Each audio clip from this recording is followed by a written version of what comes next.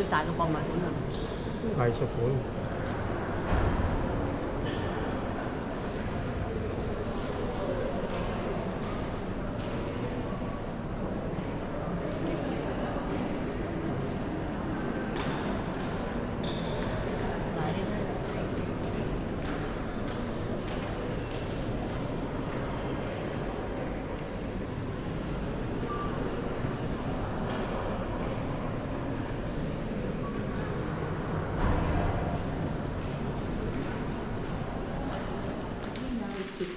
And the Easter tree was to marry the bride. It was supposed.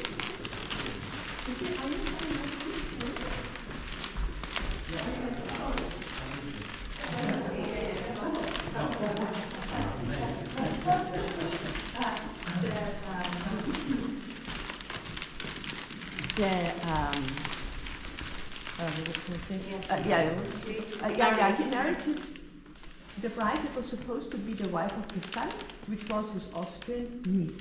Oh, okay. And quickly dispensed from the Pope. And out of this marriage, 3 children were born, 2 boys. One of the boys is here. He looks very pale. And the other 3 here, they depict the daughter. The daughter was called Margarita de Vista, and this is a very typical formal portrait. Formal portraits, they all have to go from text point of view. So it's always a sleeping person at the background, and they're always in such a position with a quite stiff look in their faces, with a beautiful robe. How does this look with a little child? She is here 3 years old, she is 5 years old, and here she is 8 years old. Yeah? So these elements are there. Nevertheless, it's not really stiff. It comes alive through the fact that Philip Fourth is one of the best portraiters, Diego Velázquez. And Diego Velázquez's style is sort of the first impressionist style. It means he uses thick brush strokes and very thin pads of color. So when you come close, don't come too close, the alarm goes off, like that. But you see the brush stroke, and only at a certain distance, it becomes a real picture. So here, you see everywhere the beautiful silky hair, fine hair. You see here that the white dress must be full. You can see here that the blue dress must be velvet. This is glittering and yeah, so this makes it come alive, yeah? So these portraits are really, really beautiful. And then when sent, a little bit more portraits because I think it's a very important work, to make that, please don't touch, yeah? No, it's not you. It's the first Renaissance in Italy. And we have 3 centers of Renaissance: Rome, Florence, and Venice. Here I can show you a marvelous example of the art of Raphael from that very short period that is considered to be high Renaissance. And we notice from an inscription here that it's 1506 or 1507 for time frame. The artist is Raphael, and he's very well known for his Madonnas. His teacher was Perugino. This is an example of Perugino. It's also beautiful, it's very peaceful, but you see these ladies have no real connection with this others. It's Maria and Mary and the saints. Yeah? They're standing side by side, and there is no real background. Yes, a little bit blue. Here, this is new. These days, the landscape becomes part of the painting. The landscape that shows some depth because it is blue here, the horizon. Mary sits on a stone. Where does she sit? We don't know. And the form of the painting, of the figures, is a triangle or a pyramid. Actually, there are 2 pyramids. A big one with the head of the Madonna, her foot, and the foot of John the Baptist, and the second triangle inscribed with John the Baptist and with Jesus. And they do something together. They have a connection. by touching each other, by looking at each other. So John the Baptist hands a cross to Jesus Christ, and Jesus Christ, he tries to get it as he would get teddy bear, yeah? But in fact, it is a hint to his future crucifixion, to his passion. Maybe Jesus Christ knows, at least the Madonna knows, because she has an all-knowing expression on her face. Tries to protect her child, but knows that in the end it's in vain. So this is a painting that was made for private devotion, and it shows the real principles of Renaissance: harmony, triangle, clearness, with a high symbolic content. Some of the little fruits here that can be interpreted, like here the strawberries next to Jesus, they are a symbol of the first fruits of the season, and it's a hint to the first, the new religion that's now going to begin. But whereas Raphael died young, Titian, he had an incredibly long life. He was almost 90 when he died, so he had a productive period of 70 years. And of course he started with early Renaissance painting. His first paintings were in this harmonious style, as we've seen with Raphael. But during his life, the idea of art changed. The artist wanted to show the skillfulness, it wanted to be more, it wanted to show surprises, wanted to show, put more attention into the painting. And here the largest painting here is a good example. It's from 1540, approximately, so it's around more than 30 years younger than Raphael's Madonna.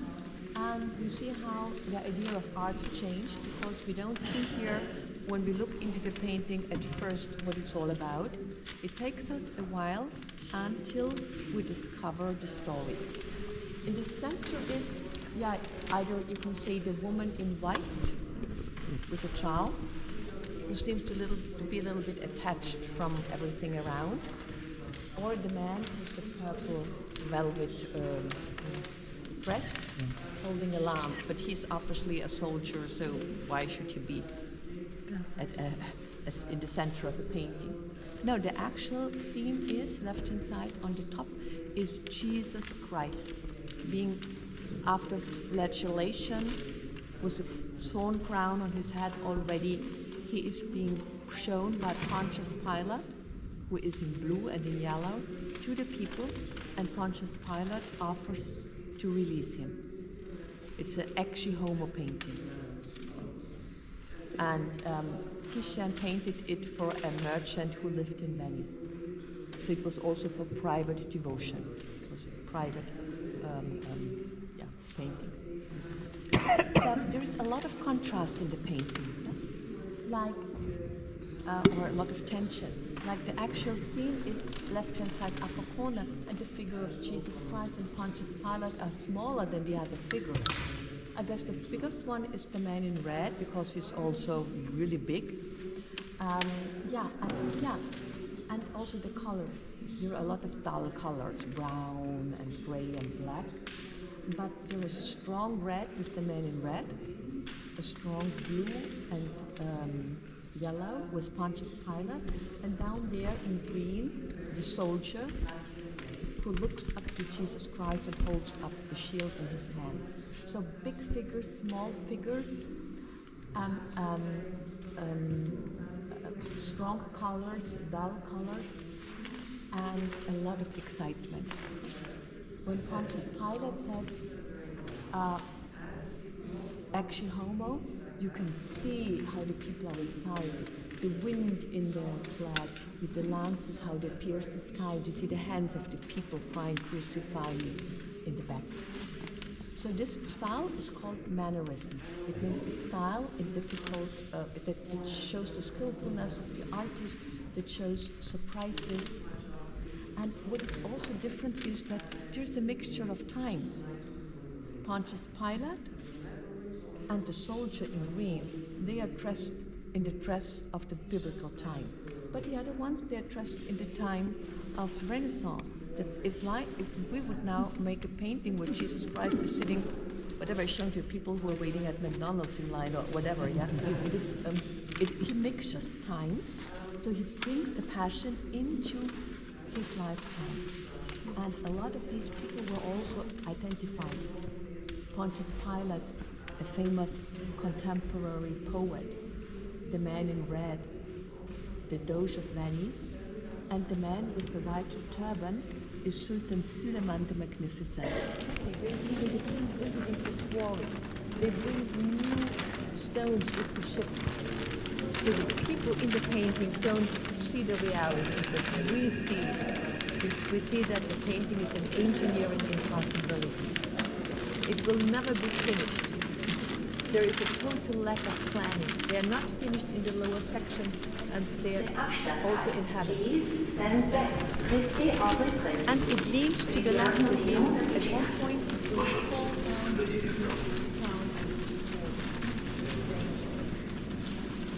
The tower was painted in 3 times, and the tower was probably a copy of the Colosseum in Rome. Like Eugen had made one in Rome without making influenced by Renaissance painting, like the Colosseum.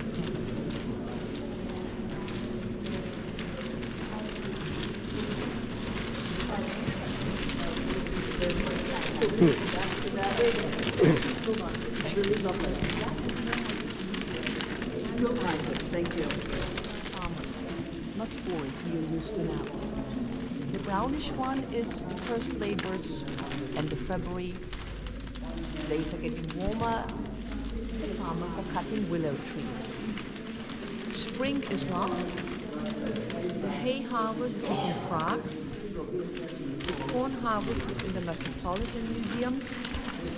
And my favorite painting in the whole museum, The Return of the Herd, such great colors, is again in Vienna. And so is the first large representation of winters, hunters in the snow. The hunters come back. Not very successful, they just shot 2 rabbits. They're passing an inn where they're singeing a pig. This is one of the labors that they do in the year. And we walk with them along the trees into the countryside, but then the countryside opens and you can see the choice of winter, people skating, doing ice hockey, doing curling. You see town, a village, you see, at the end you see high mountains. But there are no high mountains in Antwerp and Flanders.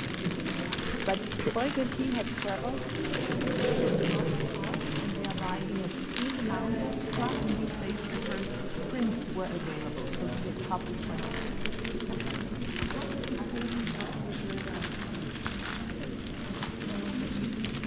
It was not a church. No, in these days most people in Flanders were Protestant, probably also converted. And these paintings and many other ones were commissioned then we are not really working very well with businessmen. And these paintings were in this dining room. One and 2 are. Look at the whole colors here. And last but not least,